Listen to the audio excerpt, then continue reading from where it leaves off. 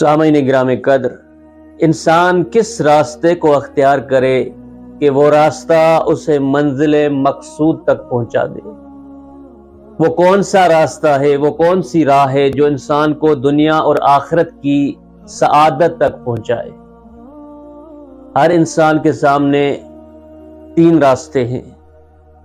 اب یہ انسان پر ڈیپینڈ کرتا ہے کہ وہ ان تین راستوں میں سے اپنی دنیا اور آخرت کی سعادت کے لیے کس راستے کو منتخب کرتا ہے۔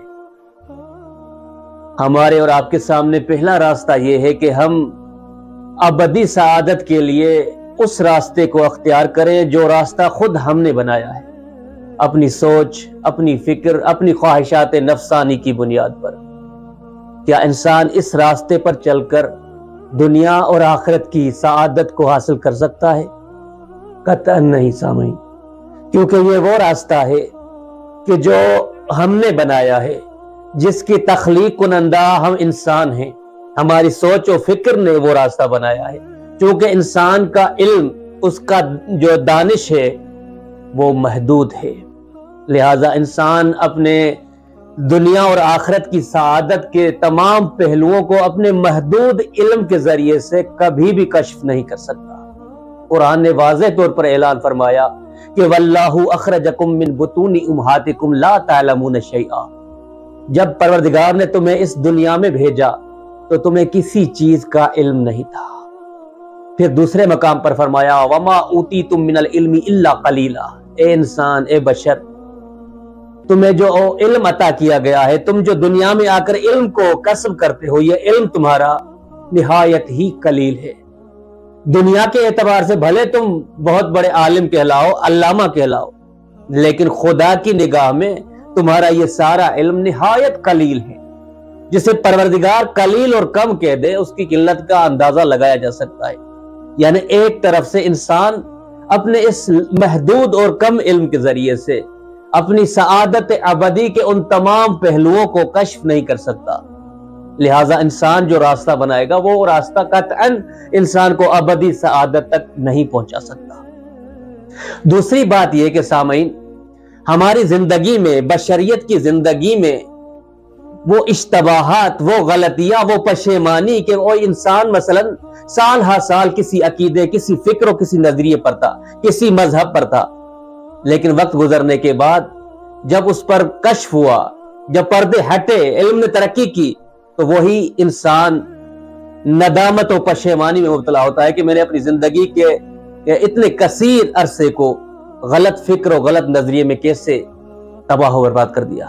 یعنی انسان کی اپنے اعمال پر، اپنے نظریے، اپنے راستے پر پشیمانی، ندامت اس بات کی دلیل ہے کہ انسان کبھی بھی اپنے بنائے ہوئے راستے کو طے کر کے اس پر چل کر ابدی سعادت کو قطعاً حاصل نہیں کر سکتا۔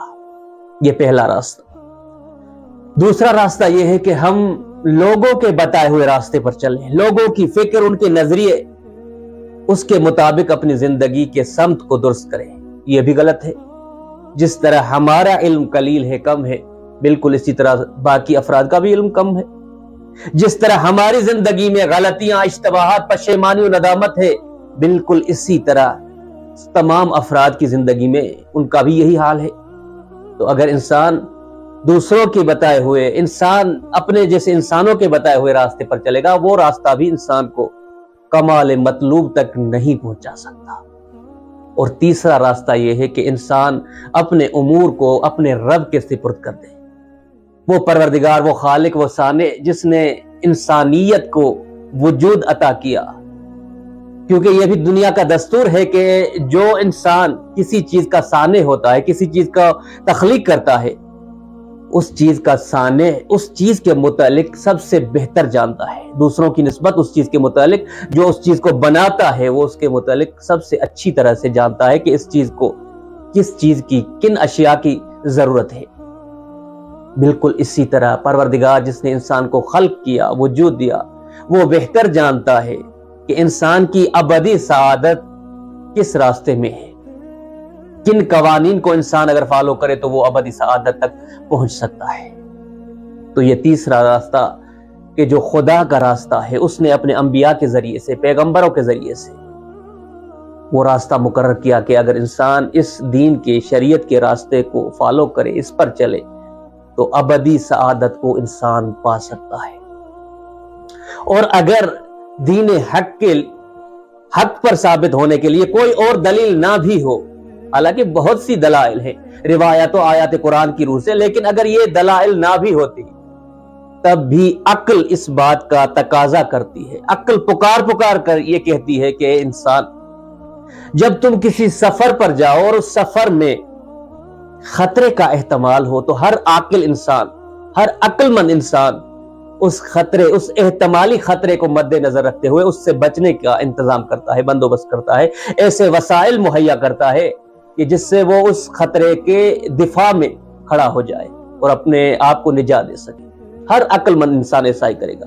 لیکن اگر کوئی بے عقلی اور بے خردی کا مظاہرہ کرتے ہوئے اس سفر کے لیے کوئی آمادگی نہ کرے، اس خطرے سے بچنے کے لیے کوئی تیاری نہ ہو، کوئی وسائل اس کے پاس نہ ہو، تو وہ اگر بالفرض اس خطرے میں، اس سفر کے خطرے میں کوئی خطرہ پیش نہ بھی آئے، تب بھی جس نے تیاری کی اس کو کوئی نقصان نہیں ہوا۔ لیکن اگر بالفرض اگر خطرے کا سامنا ہو جائے تو اس کا کیا ہوگا جس نے کوئی آمادگی، کوئی دفاعی تیاری نہیں کی؟ وہ تو نقصان میں ہے۔ بالکل اسی طرح سامعین محترم، وہ افراد جو یہ کہتے ہیں کہ اگر مرنے کے بعد کوئی حساب کتاب، کوئی میزان، کوئی جنت جہنم نہ ہو، تو پھر تم لوگ کیا کرو گے جنہوں نے پوری زندگی پابندی کے ساتھ شریعت پر عمل کرتے ہوئے گزاری؟ تو سامعین دیکھیے، اگر بالفرض محال مرنے کے بعد نہ حساب ہوا، نہ کتاب ہوا، نہ جنت ہوئی، نہ جہنم ہوئی، تب بھی وہ افراد جنہوں نے پروردگار کی شریعت کو فالو کیا، اس کے بتائے ہوئے احکامات پر عمل کیا، انہوں نے کوئی نقصان نہیں کیا، انہوں نے کوئی گھاٹے کا سودا نہیں کیا، بلکہ فضولیات سے خود کو بچا کر پروردگار کی بندگی کی دنیا میں اگر مرنے کے بعد حساب و کتاب ہوا، جنت و جہنم ہوئی، تو پھر کس نے گھاٹے کا سودا کیا؟ اس نے جس نے پروردگار کی شریعت کو فالو کیا، یا اس نے جس نے حیوانوں کی طرح بے قید و بند زندگی گزاری، نہ کسی حلال کا خیال، نہ حرام کا خیال، نہ طہارت و نجاست کا خیال، نہ اپنے پرائے مال کا خیال؟ وہ تو گھاٹے میں گیا۔ اس کا کیا ہوگا؟ وہ کیا کرے گا وہاں پر؟ کیونکہ وہاں پر اعمال کا حساب و کتاب تو بند کر دیا جائے گا، وہاں پر اعمال کا نہیں، وہاں پر اجر و ثواب کا مقام ہے۔ تو سامعین گرامی قدر، عقل پکار کر یہ کہتی ہے کہ انسان جس سفر میں اگر احتمالی خطرہ بھی ہو تو انسان عاقل انسان اس کی تیاری کرتا ہے۔ تو یہ عقل پکار کے کہہ رہی ہے کہ مرنے کے بعد حساب ہے، کتاب ہے۔ قرآن نے صریحاً صاف الفاظ میں فرمایا کہ من یعمل مثقال ذرۃ خیرا یرہ ومن یعمل مثقال ذرۃ شرا یرہ۔ صاف صریح ہم عقل نے بتایا، ہم شریعت نے بتایا کہ اگر کوئی راستہ، کوئی راہ بہترین راہ ہے تو وہ دین اسلام ہے۔ اور عقل کو بھی اگر چھوڑ دیا جائے تو انسان کی فطرت میں پروردگار کے دین کی پیاس موجود ہے۔ ہر انسان کی، کافر ہو، مشرک ہو، کوئی بھی ہو، ہر انسان کی فطرت میں پروردگار نے توحید کو رکھا ہے۔ پروردگار نے اس کی فطرت کی پیاس کو بجھانے کے لیے اس نے قوانین مقرر کیے ہیں، شریعت کو ایجاد کیا ہے۔ سامعین گرامی قدر، فطرت کس سے کہا جاتا ہے؟ فطرت کہا جاتا ہے انسان کی خلقت کو، انسان کی طینت کو، انسان کے جوہر کو فطرت کہا جاتا ہے۔ فطرت کا تعلق تعلیم و تعلم سے نہیں ہوتا۔ ایسا نہیں کہ جو فطری امور ہے ان امور میں آپ کو کسی ٹیچر کی ضرورت ہو، وہ ٹیچر جب آپ کو سکھائے تب آپ ان فطری امور کو سیکھ پائیں، نہیں۔ فطرت پروردگار نے انسان کی مٹی میں، طینت میں، سرشت میں رکھی ہوئی ہوتی ہے، اس کے لیے آپ کو کسی کے سکھانے کی ضرورت نہیں ہوتی۔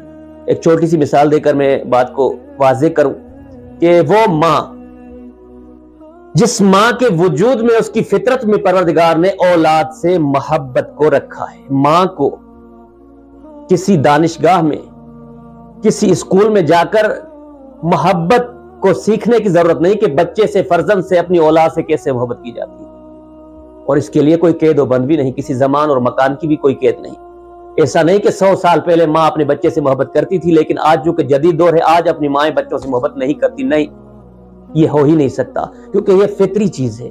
پروردگار نے ہر ماں کے وجود میں، اس کی مٹی میں اولاد کی محبت کو قرار دیا ہے، اگرچہ وہ ماں کردار کے اعتبار سے کتنی ہی پست کیوں نہ ہو، ہندا جگر خوار جو دوسروں کے لیے بد ہے، لیکن وہ بھی اپنے بچوں سے محبت کا اظہار کرتی ہے۔ تو یہ ایک فطری چیز ہے اولاد سے محبت کرنا۔ البتہ یہ ہو سکتا ہے سامعین کہ انسان کی فطرت اس کے گھر کی تربیت کی وجہ سے، ارد گرد کے ماحول کی وجہ سے، کچھ علل و اسباب کی وجہ سے وہ فطرت ضعیف ہو جائے، دھندلی ہو جائے، کہ پھر انسان اس فطرت کے ذریعے سے حق اور باطل میں تشخیص نہ کر پائے۔ یہ ممکن ہے، ہو سکتا ہے، کیونکہ عصر جاہلیت میں وہ عرب کے بدو جو اپنے ہی ہاتھوں سے اپنے اولاد کو، اپنی بیٹیوں کو زندہ دفن کرتے تھے، کیا ان کے فطرت میں پروردگار نے اولاد کی محبت نہیں رکھی تھی؟ رکھی تھی، لیکن ماحول نے اس فطرت کو دھندلا کر دیا، ماحول نے اس فطرت کو ضعیف کر دیا۔ وہ یہ سمجھتے تھے کہ بیٹی کا پیدا ہونا ان کے لیے باعث ننگ ہے، بے عزتی ہے۔ ماحول کا ایسا اثر تھا کہ وہ اپنے ہی ہاتھوں سے اپنی اولاد کو جا کر زندہ دفن کر دیتے تھے۔ تو اب ظاہری بات ہے کہ فطرت کا ہونا اس بات کی دلیل نہیں کہ جس کے پاس دین خدا کی فطرت ہو، یعنی دین خدا اس کی فطرت میں موجود ہو، وہ حتماً ضروراً وہ اس پر عمل کرتا ہو اور دینداری کو اختیار کرتا ہو، بلکہ ایسا بھی ممکن ہے کہ ماحول کے اثر کی وجہ سے، علل و اسباب کی وجہ سے، غلط تبلیغات کی وجہ سے اس کی فطرت ضعیف و کمزور ہو چکی ہو اور وہ دین خدا سے فاصلہ گیر ہو چکا ہو۔ تو عرض یہ کر رہا تھا سامعین کہ انسان کے لیے سب سے بہترین راستہ، برترین راستہ، اس کی ابدی سعادت کے لیے، دنیا اور آخرت کی کامیابی و بھلائی کے لیے جو پروردگار نے مقرر کیا ہے، وہ ہے شریعت اسلام۔ اس راستے کو اگر انسان اختیار کرے، اس کو فالو کرے، تو انسان دنیا اور آخرت کی سعادت سے سرشار ہو سکتا ہے۔